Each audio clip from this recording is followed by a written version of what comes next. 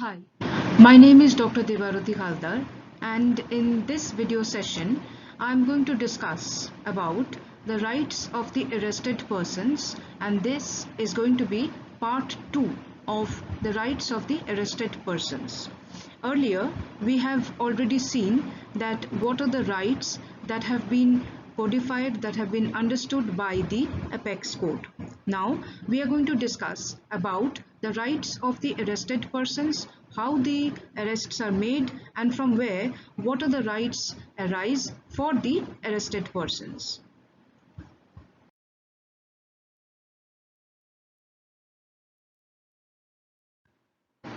The discussions on the rights of the arrested persons under Chapter 5 can be carried on under three broad heads, that is, arrest of adult males, arrest of females including adult females, and apprehension of children in conflict with law.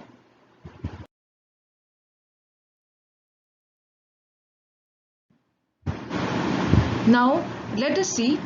how the arrests are made and what sort of arrests should not be made. In the first picture on the left side, you get to see that a woman has been arrested by the male police officer. Under the Indian Criminal Procedure Code, these kinds of arrests are not to be made. Women arrestees generally are to be arrested by female police officers, and that too within a specified time. Again, in the middle you get to see another picture where you get to see some female police officers are trying to remove a particular activist, that is a woman activist, from a place, and she is being dragged. Now this sort of handling of that particular person is also not supported by the CRPC. However, it also says that in case where the arrestee escapes the arrest, or in case where the arrestee may not be arrested due to some other tricks played by the arrestee, the police may use some physical force. But still then, if the arrestee, or if any person, any activist was sitting in a dharna, etc., she should not be removed from that particular place in such a mishandling way, or in such a way that would actually harm her dignity, etc. Again, you get to see another picture whereby you get to see that a particular arrested person, on the right hand side you get to see a particular arrested person is being produced before the judicial magistrate, and the particular person's face is covered. Now this practice has also been taken by the police officers in practice, and this is within the meaning of CRPC, within the meaning of Criminal Procedure Code, whereby the arrestee has got a right to protect his protect his identity, etc., so that if suppose, for example, the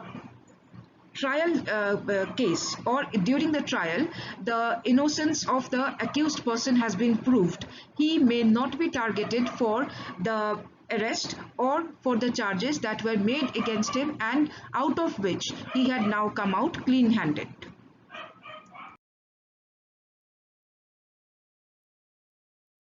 Now, depending upon the understanding of the previous slide, now let us see how section 46 of the CRPC discusses or deals with the how the arrest should be made. Section 46 says, in making an arrest, the police officer or any other person making the same shall actually touch or confine the body of the person to be arrested, unless there be a submission to the custody by word or by action. Which means that the police officer need not touch the body of the person where the arrestee actually has by word or by action surrendered his body to the police officer. Next is that if such person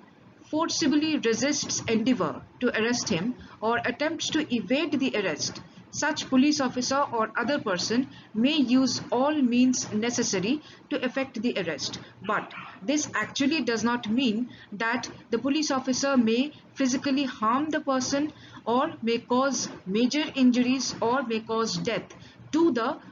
arrested person, or may do anything which may actually make the arrestee to go in a vegetative condition.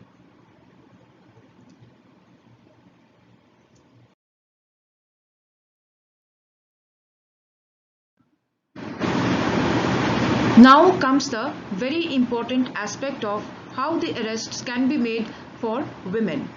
Now we must understand that in India there is a specific understanding about women being arrested or women being considered as an offender. India is basically an orthodox society. India has an orthodox society where women may not be permitted to go to the police for reporting. Women at the same time may also be considered as pardanishin. However, if a woman has been considered as an offender and there is a solid charge against a woman, arrest in such cases may also be made. But how? The general procedure for arrest for women also provides that where a woman is to be arrested, unless the circumstances indicate to the contrary, her submission to the custody on an oral intimation of the arrest shall be resumed. That means in majority of the cases she should not be touched and her oral submission or oral intimation must be considered as the way of arrest, that is, the arrest has been executed. Further, the provision also says, the section also says, only female police officers may execute the physical arrest. However, male police officers, if there are no female officers and if only male police officers are available, such police officers shall not touch the person of the woman for making her arrest. However, it also speaks about exceptional procedures for arrest. It says, save in exceptional circumstances, no women shall be arrested after sunset and before sunrise. That means it is only in the exceptional circumstances. However, if the woman offender is charged with grave offences and if immediate arrest needs to be made, then such arrest may be made as has been in a way as has been mentioned earlier provisions, that is, it should be made either by the female police officers or it should be made by oral intimation, and such arrest may be made before sunset also, but that is only in exceptional circumstances. Otherwise, the general rule is that women shall not be arrested after sunset and before sunrise. Further, it also says where such exceptional circumstances exist, the woman police officer shall, by making a written report, obtain the prior permission of the judicial magistrate of the first class within whose local jurisdiction the offence is so committed or the arrest is to be made. That means that exceptional circumstances, arrest during that exceptional circumstances can be executed only when the police officer, especially female police officer, gets a special report, prior permission from the judicial magistrate of the first class within whose local jurisdiction the offence is committed or the arrest is to be made.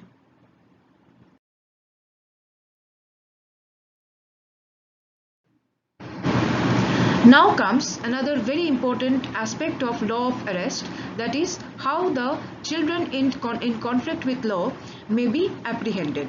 Now those children who have broken the law or who are against whom some kinds of charge etc. has been framed etc., such children are considered as children in conflict with law. And we generally in practical terms do not call it as arrest, but we call it as apprehension of children in conflict with law. In this regard, the provisions of Juvenile Justice Care and Protection Act must also be considered for making the apprehension of children in conflict with law. It very clearly says, read with the provisions of the Criminal Procedure Code, it very clearly says arrest must not be made until and unless it is necessary to detain the child. Further, it must be done by Special Juvenile Police Unit, and if the Special Juvenile Police Unit is not available, any other police officer may be may be engaged in such case for detaining that particular child or for arresting that particular child, but in such cases female police officers may be given priority. Further, police officers must act, that is, the police officers who are apprehending the child must act as the guardian of the child until that particular child in conflict with law has been submitted to the observation home, or is submitted to his parents, or is submitted to before the judicial magistrate, and also until and unless the child has been handed over to the caring or care and protection unit.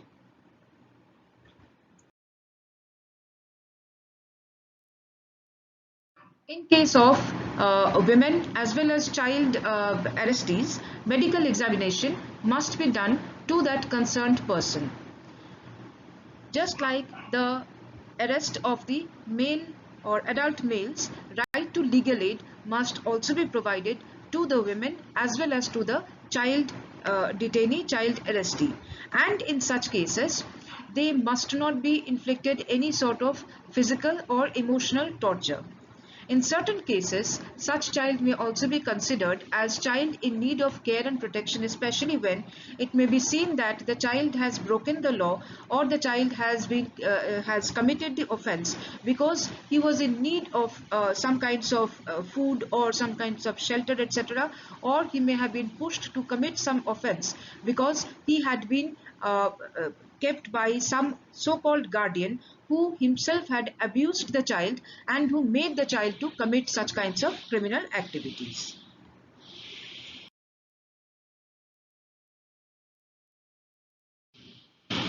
Now comes to the question of arrests made under Section 47. Section 47 discusses as what can be done when an offender escapes from the arrests and hides in a particular property. Can any arrest be made?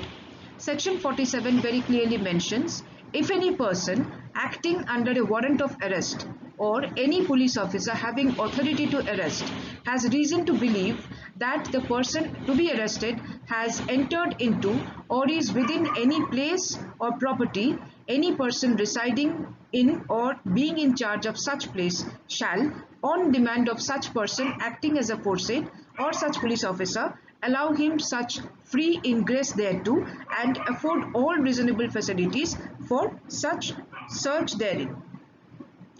Now, what happens when such ingress may not be made? Further, Section 47 says, if ingress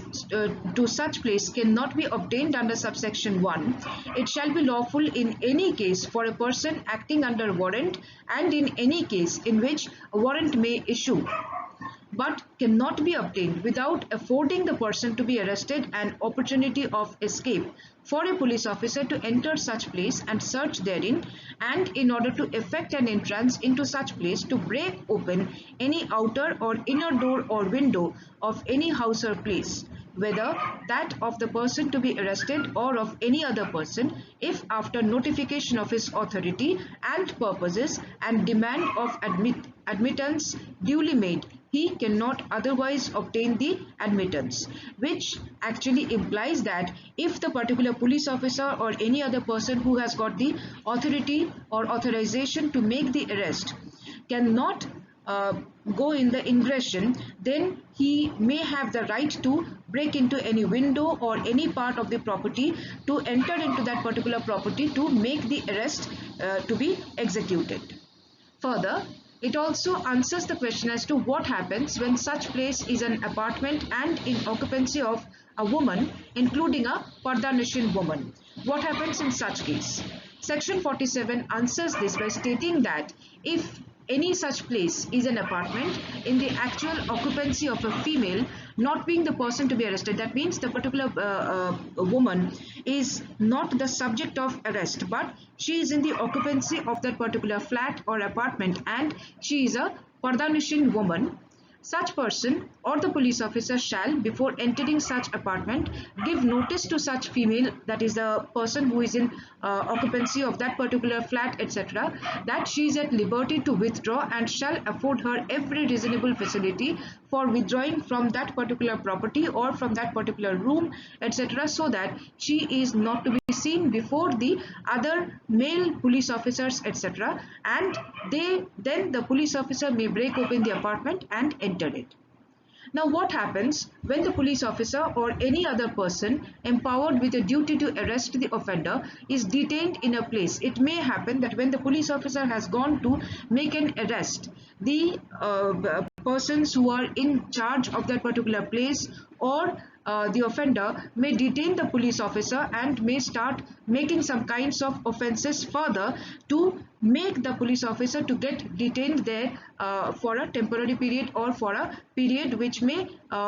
extend beyond the time that the police officer thought that he will make the arrest. In such case, the police officer or other person or authorities or person who is authorized to make an arrest may break open any of the inner door or window of any house or place in order to liberate himself, that is to come out of that particular place and to break the detention and then go ahead for arresting that particular offender or any other person who may have detained the police officer in order to help the arrestee.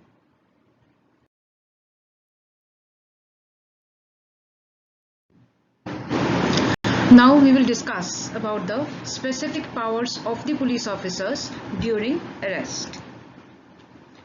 Now, under this particular heading, we will be discussing three sections, that is section 48, section 52 and section 60. Section 48 discusses about pursuit of offenders into other jurisdictions. It says a police officer may, for the purpose of arresting without warrant any person whom he is authorized to arrest, pursue such person into any place in India. That means if the offender has escaped or if the offender is actually residing in any place in India, the police officer or the officer in charge of the police station may go ahead for pursuit of the offenders into other jurisdictions. Section 52 discusses about power to seize the offensive weapons. It may be seen that the offender or the person, that is the accused person, may have some weapons etc. by which he may have committed the offense or by which he may have tried to commit the offense. Section 52 very clearly says the officer or other person making any arrest under this code may taken from the person arrested any offensive weapons which he has about his person and shall deliver all weapons so taken to the court or officer before which or whom the officer or person making the arrest is required by this code to produce the person to be arrested. That means the offensive weapons can be taken, that is the weapons which has been used by the arrestee or the accused person may be taken or may be seized by the police officer, and they may be submitted to the officer in charge of the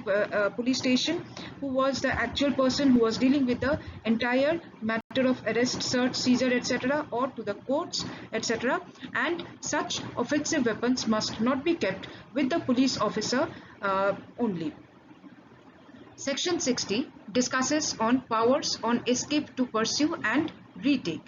It very clearly mentions if a person in a lawful custody escapes or is rescued, the person from whose custody he escaped or was rescued may immediately pursue and arrest him in any place in India. Now here you get to see the similarity between section 48 and section 60. Section 48 speaks about pursuit of the offenders into another jurisdiction within India, especially when the police officer who is making the arrest has got the information that the offender is sitting in any place or is residing in any place in India. Section 60 actually speaks about where the offender has escaped from the lawful custody and has escaped to any place in India. The officer in charge of the police station or the person who is going to make the arrest, that is the police officer, may pursue to that particular person or the offender in any place in India and may re-arrest that particular person. Here it further says the provisions of section 47 shall apply to arrest under subsection 1, although the person making any such arrest is not acting under a warrant and is not a police officer having authority to arrest. That means even if it is not a police officer, but if he is authorized to make the arrest, he can also make the arrest and he can hand over the particular person, that is the offender or the arrestee, to the designated police officer.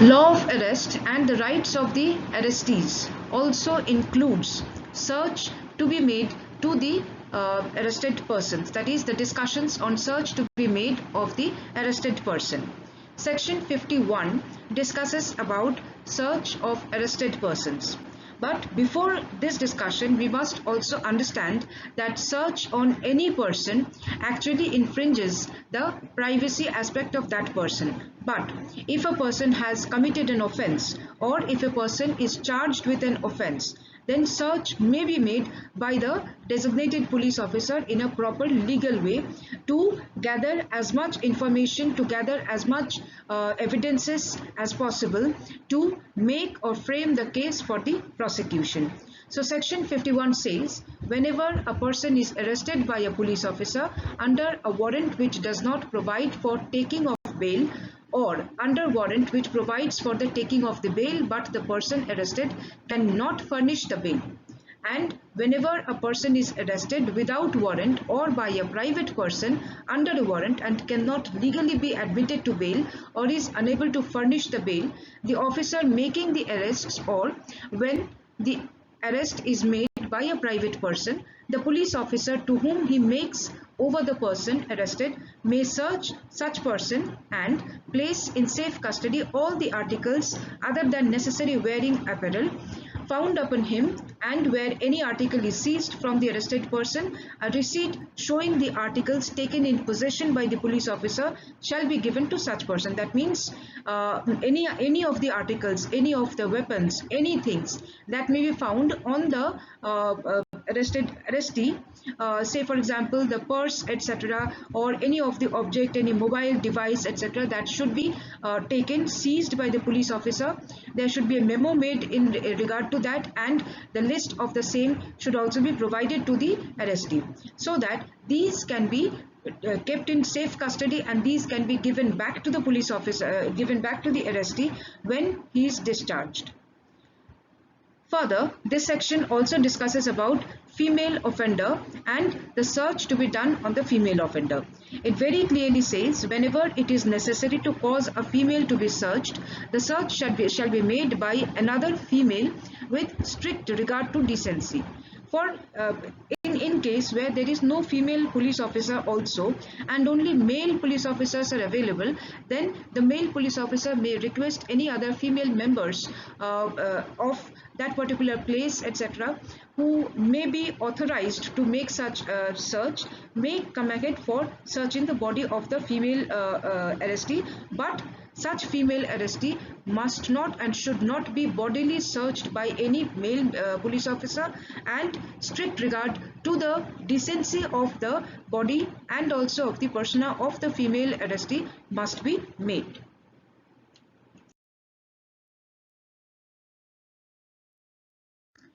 Further, there are also other duties of the police officer that must be understood during the time of the arrest. Now, these duties actually work as the safeguard to the rights of the arrested person. Section 49 discusses about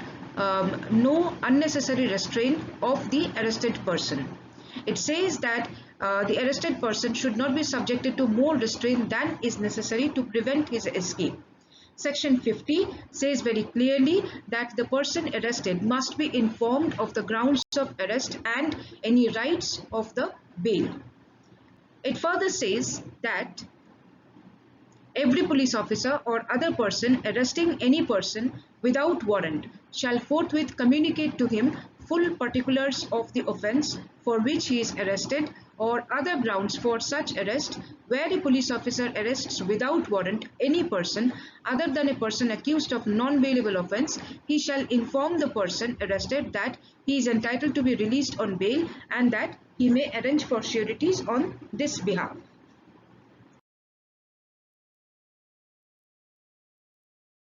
Further, Section 50A also discusses about the duties of the police officers by stating about the obligation of the person making the arrest to inform about the arrest, to inform to the nominated person. It says every police officer or other person who is authorized to make an arrest shall forthwith give the information regarding such arrest and place where the arrested person is being held to any of his friends, relatives or such other persons as may be disclosed or nominated by the arrested person for the purpose of giving such information. It also says the police officer shall inform the arrested person of his rights under subsection 1, that is to nominate any person to be informed about this as soon as he is brought to the police station. In this regard, an entry of the fact as to who had been informed of the arrest of such person shall be made in a book to be kept in the police station in such form as may be prescribed in this behalf by the state government. It shall be the duty of the magistrate before whom such arrested person is produced to satisfy himself that the requirements of subsection 2, that is a particular nominated person or the friend etc. has been informed, and subsection 3 has been complied with in respect to the such arrested person. Section 55A further discusses about the health and safety of the arrested person, which says that it shall be the duty of the person having the custody of the accused to take reasonable care of the health and safety of the accused. This is a duty, this is a mandatory duty of the police officer or any person in whose custody the arrestee is being kept to provide the health and safety mechanisms to the arrestee so that no custodial torture is meted out to the arrested person.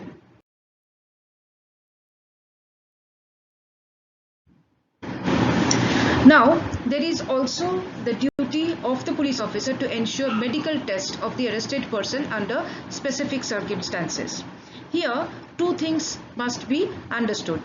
whether a police officer can request for a medical examination of the offender, and what happens to a sexual offender, whether medical examination is needed for the particular person or not. Section 53 answers the first question, that is, can a police officer request for medical examination of the offender? It says examination of the accused by medical practitioner at the request of the police officer can be done when a person is arrested on a charge of committing an offence of such a nature and alleged to have been committed under such circumstances that there are reasonable grounds for believing that an examination of his person will afford evidence as to the commission of an offence. It shall be lawful for a registered medical practitioner acting at the request of the police officer not below the rank of sub-inspector, and for any person acting in good faith in his aid and under his direction to make such an examination of the person arrested as is reasonably necessary in order to ascertain the facts which may afford such evidence, and to use such force as is reasonably necessary for that purpose. Whenever the person of a female is to be examined under this section, the examination shall be made only by or under the supervision of a female registered medical practitioner. Now, in the previous sections, we have seen that the offender has got a right, if he requests, he can be medically examined by registered medical practitioners. Here in section 53, we get to see that the police officer may request for medical examination of the offender, and that medical examination may be done for ascertaining all the informations needed for the formation of the case, and that can be done only by the registered medical practitioner who should be examining the body of the arrestee under the either in a proper manner or in cases under the supervision of a registered practitioner, if there is any other need for a senior medical officer to be present there. In case of female offender, here we get to see that that particular female offender can also be examined under this section, but the examination shall be made only by or under the supervision of the female medical practitioner.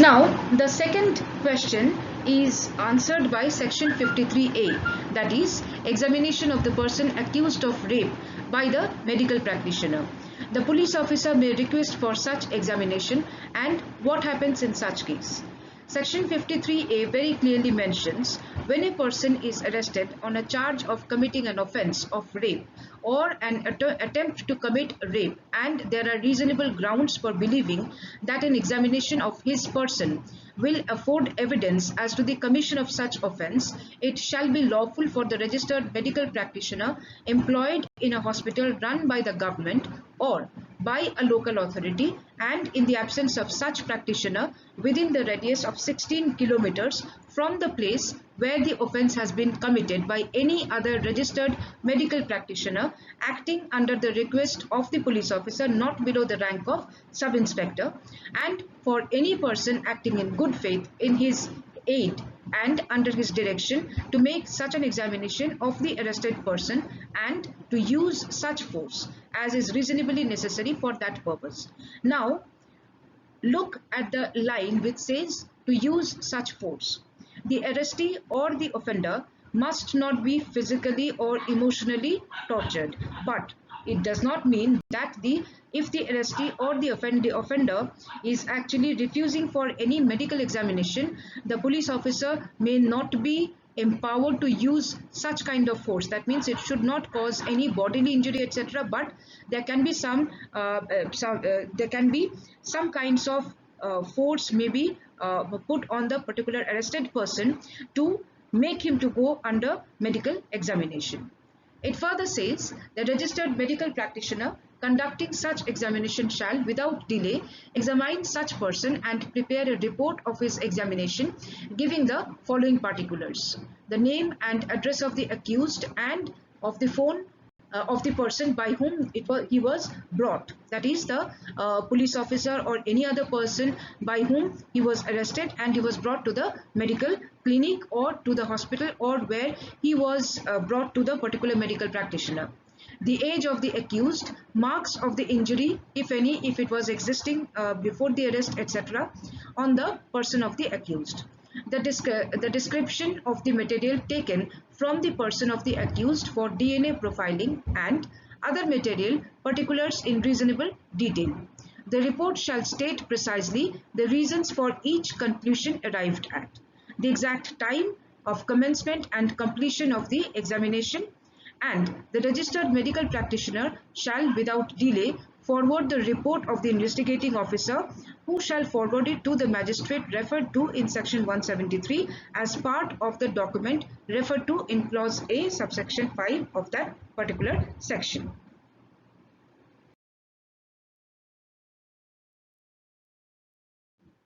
Now, what happens for medical examination in other cases, that means other than the sexual offense cases? Section 54 has answer for this and states that when any person is arrested, he shall be examined by a medical officer in the service of the central or state government, and in case the medical officer, if it is not available, by a registered medical practitioner soon after the arrest is made. Now, this is also falling within the right of the arrested person to be medically examined to ensure that he has not been tortured by the police while making the arrest, and if he has been inflicted some kind of harm, etc., it should not be a grave harm which will actually make him to go in a vegetative condition or to go to a near death condition.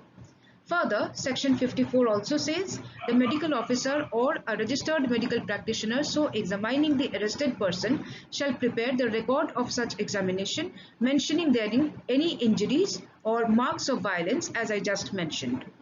and the approximate time when such injuries or marks may have been inflicted.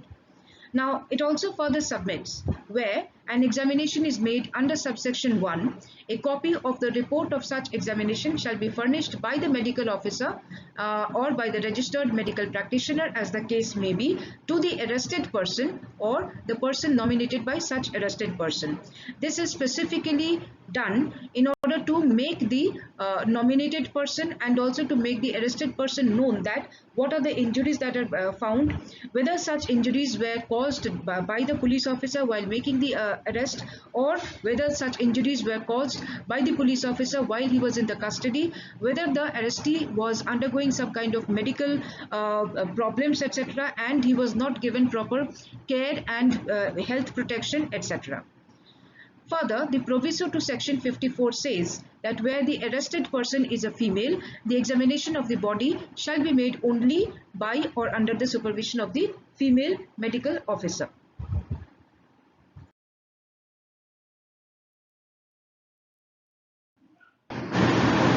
While discussing about the rights of the arrested person, it is also necessary to understand about ensuring the identity of the arrested person.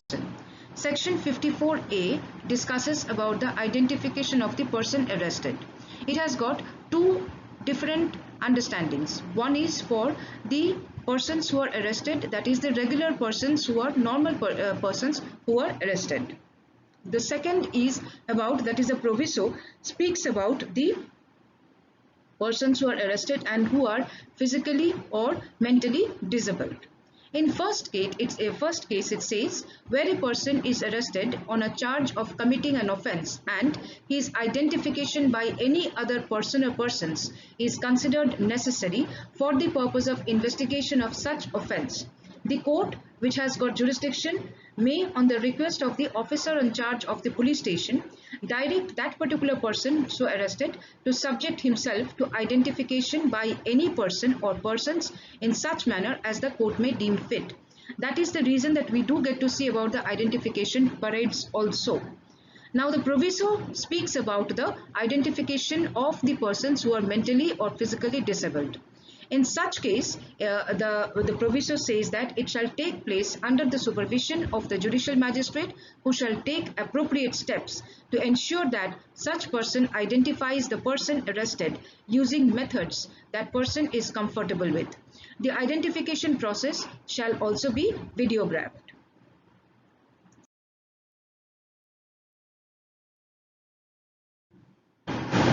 Now, there are other essential duties of the police officer towards the arrested persons. While we are discussing about the rights of the arrested persons, these essential duties of the police officer must also be understood. The first is immediate production of the arrested person before the magistrate. Section 56 discusses about this and says that a police officer making an arrest without warrant shall, without unnecessarily delay and subject to the provisions herein contained as to bail, etc., take or send the arrested person before the magistrate having jurisdiction in the case, or before the officer in charge of the police station. Also, you must understand the point, without unnecessary delay. Now, how much delay can be considered? Section 57 very clearly says that no detention beyond 24 hours in such case must be considered. Suppose, for example, if the person has been detained for beyond 24 hours, then the reasons for such detention must also be recorded, and that should also be submitted to the judicial magistrate. Also, in such cases, in some cases, you will also get to see that the period of traveling from the place of arrest to the production of the magistrate, that this time period may actually take some more than 24 hours. In such case, that particular reason must also be recorded.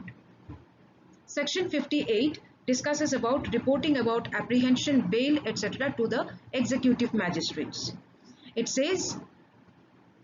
police officer to report apprehensions, etc., and it very clearly says officers in charge of the police station shall report to the district magistrate, or if he so directs, to the sub-divisional magistrate, the cases of all persons arrested without warrant within the limits of their respective stations, whether such person have been admitted to bail or otherwise. That means the executive magistrates must be informed about the admittance of the bail or any other thing that must be told to the or reported to the executive magistrate. This is a kind of check and balance between the judicial magistrates and also the executive magistrates in order to safeguard the rights of the arrested persons.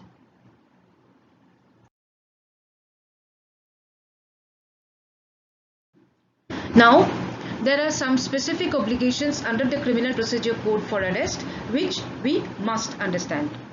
It very clearly says no arrest can be made arbitrarily which goes against the mandate of CRPC or any other law for the time being in force. Section 60 emphasizes on this particular right of the arrestee.